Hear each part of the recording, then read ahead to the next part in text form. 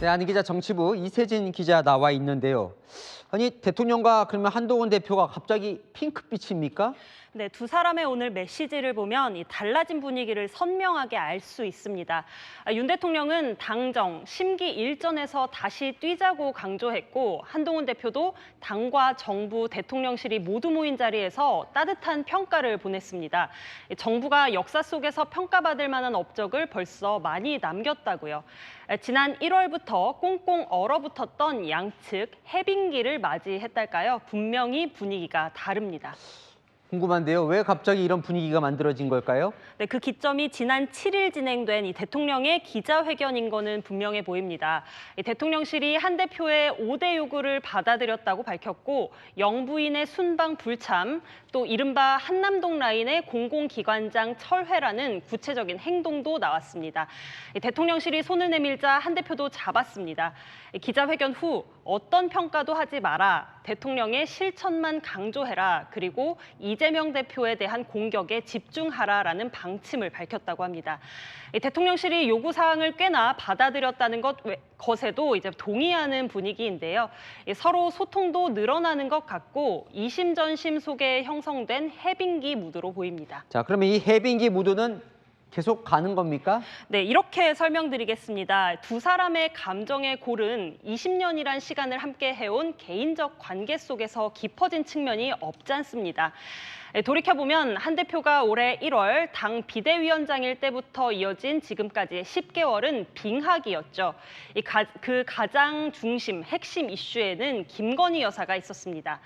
정치에 뛰어든 한 대표가 김건희 여사 문제를 국민 눈높이에 맞추라면서 정리를 요구했고 대통령 입장에서는 어떻게 이런 말을 할 수 있냐는 배신감, 그리고 한 대표의 반발, 이렇게 서로가 감정적으로 상황을 키운 측면이 있다는 거죠. 그런데 왜 이 시점에서 거리가 가까워진 거예요, 그럼? 네, 갈등의 중심에 있던 김건희 여사 문제, 대통령이 회견 이후에 어느 정도 한 대표 의견을 받아서 정리를 한 겁니다.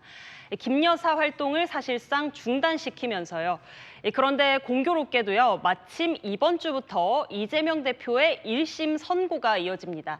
김 여사가 사라지고 이제는 그 자리에 이재명 대표가 들어온 꼴입니다. 서로 같은 곳을 향할 수가 있게 된 거죠. 10개월간 갈등을 겪으면서 사적 감정을 묻고 대통령과 여당 대표, 현재 권력과 미래의 권력이라는 일종의 드라이한 관계만 남은 점도 분명한 것 같습니다. 드라이한 관계로 바뀌면 뭐가 달라지는 거예요? 네, 달라지죠. 이게 각자 이해관계에 따라서 움직이게 되니까요. 그 중심에 지지율이 있습니다.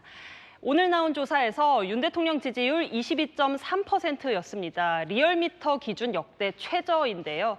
지지율 반전 없이는 후반기 국정 동력이 상실되죠. 보수층의 지지를 회복하려면 한동훈 대표와의 화합도 불가피합니다. 한 대표 입장에서도 이 대통령의 지지율이 너무 무너지면 보수 진영 자체가 차기를 도모할 동력 자체를 상실하고 이는 본인에게도 좋은 그림일 수가 없습니다. 이해관계가 맞는 거다. 그럼 이런 해빙기 모드는 계속 가는 겁니까? 네, 확답을 드리면 좋겠지만 알 수 없다라는 대답이 솔직한 것 같습니다. 다만 분명한 건 대통령이 임기 후반기로 갈수록 이 둘의 관계는 현재 권력과 미래 권력 구도로 분명해진다는 겁니다. 보수 결집으로 뭉쳤지만 결국은 미래를 도전해야 할 사람은 어느 순간 선택의 기로에 놓이기 때문인데요. 바로 차별화인 거죠. 오늘 한 대표 말 중에 의미심장했던 말이 있는데요. 불편해하는 분들이 있겠지만 변화와 쇄신의 목표는 하나다. 바로 정권 재창출이다라고 했는데요.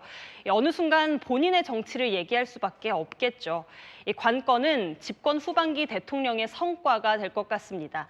이 결과에 따라 한 대표가 대통령과 차별화를 할지 또 한다면 언제 할지 등을 결정하게 될 테니까요. 네, 잘 들었습니다. 안희 기자, 이세진 기자였습니다.